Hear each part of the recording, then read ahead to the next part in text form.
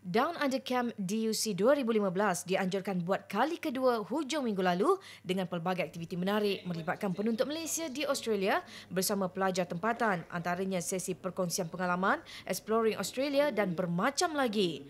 Universiti Kuala Lumpur menjadi lokasi acara yang dianjurkan oleh Malaysian Students' Council of Australia, MASCA. DUC 2015 ini mempunyai tujuan yang sama seperti penganjuran sulungnya pada tahun lalu, iaitu memberi peluang kepada pelajar-pelajar baru yang ingin menyambung pengajiannya di Australia nanti. Dan 7 negeri di Australia pastinya mempunyai budaya yang berbeza, mempunyai keunikan dan juga cabarannya yang tersendiri. Tapi tak perlu risau sebab setiap negeri mempunyai wakil pelajar senior tempatan yang ada pada hari ini untuk berkongsi pengalaman dan juga ilmu mereka. Kira-kira 200 pelajar baru dan 100 sukarelawan terdiri daripada pelajar Malaysia di Australia turut serta dalam program yang berlangsung 3 hari ini. For us, senior students in Australia, kita nampak ada big gap tau. Macam bila kita orang ke sana, macam tak tahu apa-apa. So kat sini kita orang try to educate them as much as we can, expose them. So by the time dia orang tinggal leave DUC, dia orang akan terbang ke Australia and dia orang akan macam, oh, I know that. Macam, oh, dah tahu dah slang orang putih ni macam ni. Oh, dah tahu dah lecture ni sebenarnya macam ni. The culture, how it works, that is how what we want to give to the students lah. Biarpun ada dalam kalangan pelajar yang pernah menjejakkan kaki ke Australia sebelum ini, DUC 2015 ini menjadi ruang yang perlu digunakan sebaik mungkin bagi mereka yang menanam cita-cita untuk menyambung pengajian di negara tersebut. Saya pergi 2 tahun dah, tahun 2012 dan 2013. Oh, pergi ke sana untuk tujuan? Tujuan saya mewakili Malaysia main kriket.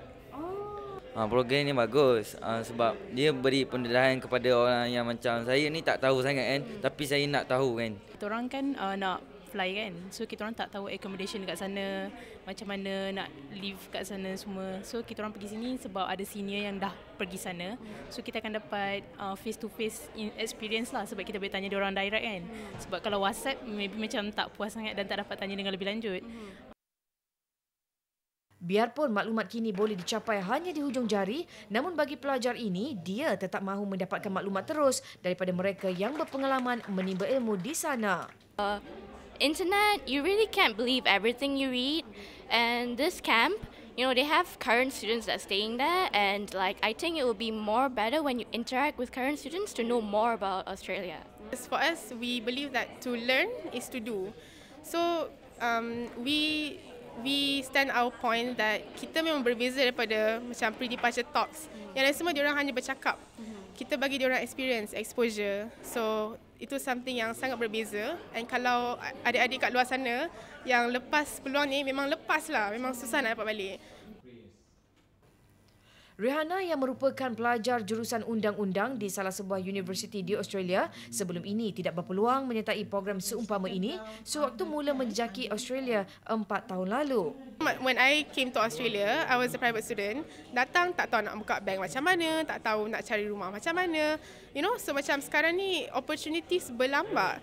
So bazir lah kalau tak grab the opportunity. Education Malaysia, ini Education Malaysia di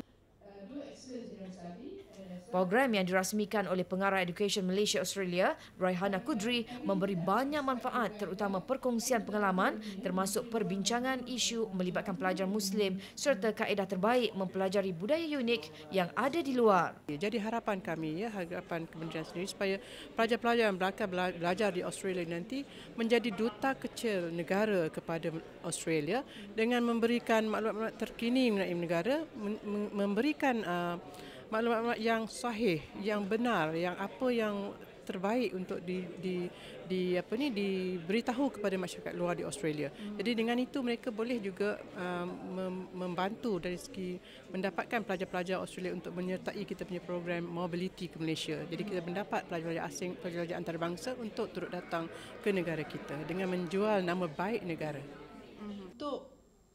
Pelajar Malaysia yang akan menyambung pengajian di Australia juga diingatkan agar tidak mengalami kejutan budaya di samping sentiasa berusaha mempersiapkan diri dengan cabaran yang bakal dihadapi.